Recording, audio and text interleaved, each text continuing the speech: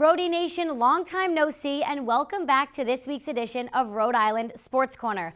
A historic season for URI men's basketball came to a close this past week in the NCAA tournament round of 32. Needless to say, they came, they saw, and they danced. Take a look.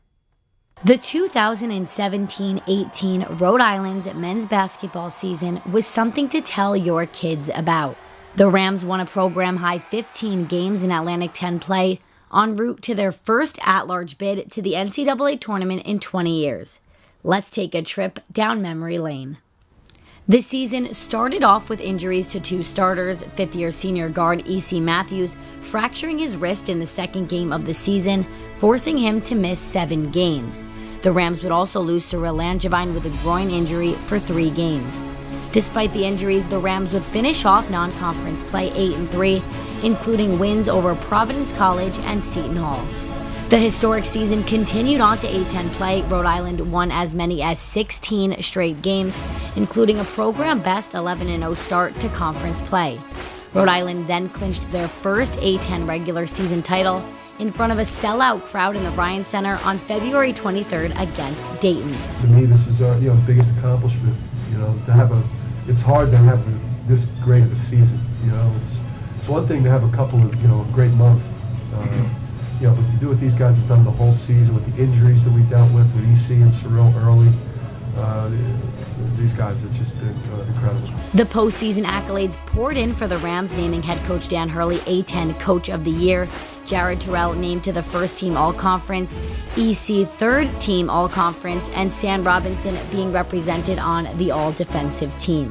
However, the Rams would limp into the A-10 tournament in Washington, D.C.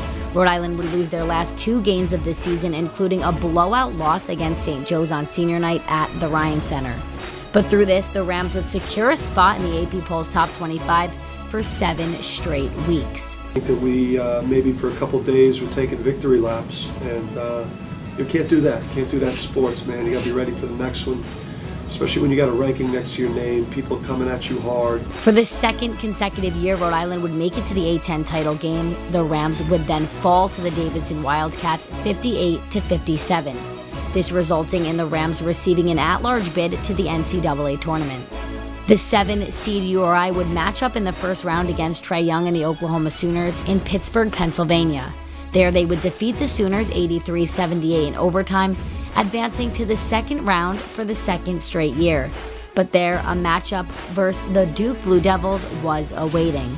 The Blue Devils would defeat the Rams 87-62, closing the book on what could have been the most historic URI basketball season to date.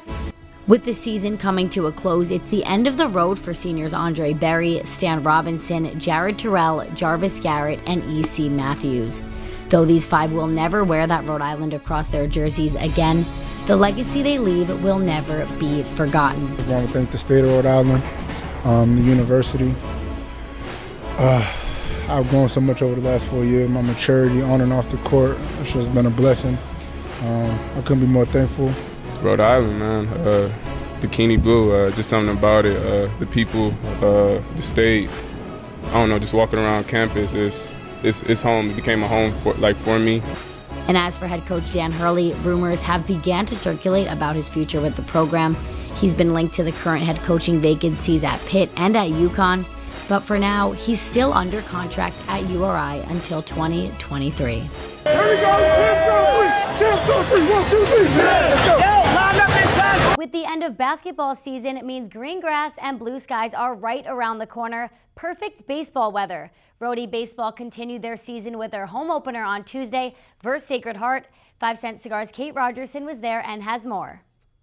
Welcome back to baseball season, Rhody. The Rams kicked off the first day of spring with a 5-3 win versus the Sacred Heart Pioneers. After 18 games on the road, Rhody baseball returned back to the Ocean State. Since practices outdoors began in January, the temperatures were nothing the team couldn't handle. Well, it feels normal to play in 38 degrees at Bill Beck Field. It's nice to be home. Looking to improve on a now 5-14 record, Coach Serrato thought the team responded well to the challenge. You need to execute offensively. You need to be able to bunt. You need to be able to steal bases and put the ball in play. And I think we did a pretty good job. URI took advantage of the game during the bottom of the third inning when Jackson Coots singled to first. A Sacred Heart error allowed Greg Cavalieri to cross home plate. Coots would then score on an RBI single by Kevin Heese, putting Rhody up 4-0. Cam LaFleur earned the win, striking out 8 in his 3-inning start. Center fielder Jordan Powell said the team's goal for the day was to go out there and compete. We faced the best, and we're bound to face not as better competition, so we went out there and we competed against the best, and that's what we did. As conference play begins, the team needs to find consistency with big tests coming up in the schedule. The Rams have a few days to prepare before they hit the road for a 3-game series with VCU. Reporting from Bill Beck Field, Kate Rogerson, 5 Cent Cigar Sports. And that's all for your sports this week. Make sure to follow me on Twitter at Nicole Latterillo for updates on all things URI athletics. For now, I'm live in the studio. Thanks for watching and have a great week.